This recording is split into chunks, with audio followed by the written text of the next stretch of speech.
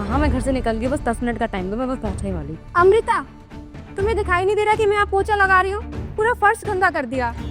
हाँ तो आपको पता नहीं है क्या, सुबह का टाइम है, सुबह सुबह हम सब ऑफिस जाते हैं, जरूरी है आपको सुबह से पोछा मारना? अरे मैंने आपसे कुछ गलत कहा क्या? मैंने यही तो कहा कि मैं पोछा लगा रही हूँ, आप साइड से निकल जाओ। अब मुझे दोबारा पोछा लगाना पड़ेगा। देखो भाभी, मेरा दिमाग खराब करने की जरूरत नहीं है।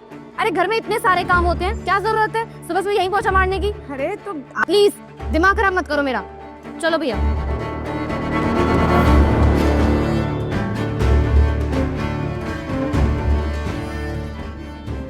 भाभी, अब ये मेरी ड्रेस है, गंदी हो गई, इसे साफ कर देना। दीदी पर अभी मैं बर्तन मांज। हाँ तो बर्तन धोने के बाद साफ कर देना। दीदी मेरी ना तबीयत भी ठीक नहीं है, मैं बाद में धो दूंगी। अरे यार भाभी, आपके कभी ड्रामे खत्म नहीं होते क्या? कभी तबीयत खराब होती है, कभी कुछ काम कर रही होती हो, हमेशा काम करने के मना कर देती हो।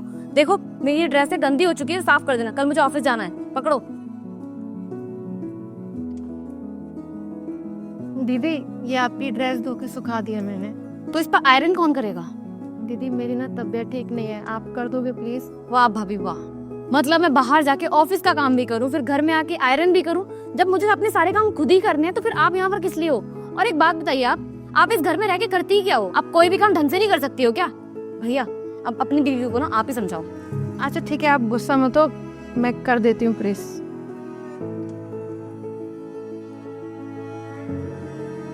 सुनो, खाना क्या बनाओगे आज?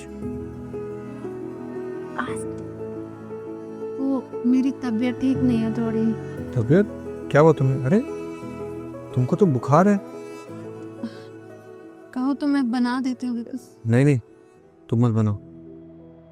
तुम एक काम करो, तुम मेरे साथ आओ। कहाँ? अरे आओ तो।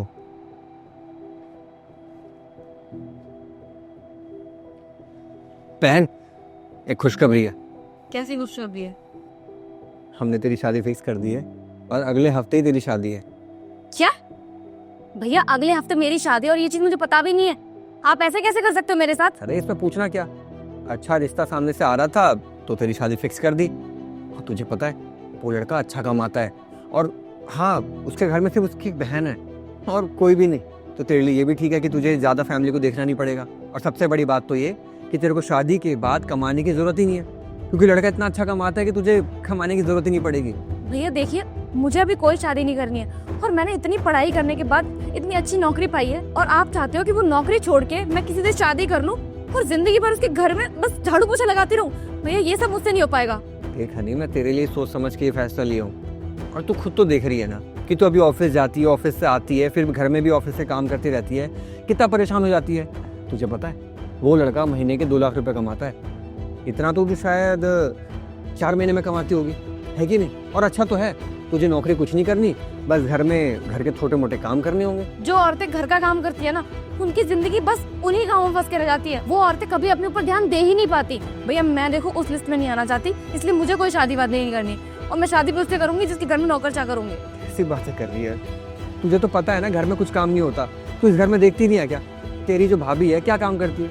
भैया मुझे लगता है आपका ना दिमाग खराब हो चुका है। अरे घर में करने के लिए बहुत सारे काम होते हैं भैया, सुबह से शाम हो जाती है, काम खत्म नहीं होते। जब तुझे इतना सब कुछ मालूम है तो उसके बाद भी तू अपने पर्सनल काम इससे क्यों करवाती है? अरे भैया वो तो कोई जवाब नहीं है ना?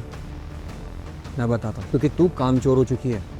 तुझे लगता है कि तू बस कमा रही है तो बस वही तेरे लिए काम है। नहीं भैया, आई एम रियली सॉरी। मैं वादा करती हूँ आज के बाद ऐसी गलती दोबारा कभी नहीं होगी, और आज से ही मैं अपने सारे काम खुद करूँगी। भाभी को कभी नहीं बोलूँगी काम करने के लिए। लेकिन भैया प्लीज़ मेरी शादी मत करवाइए किसी से भी।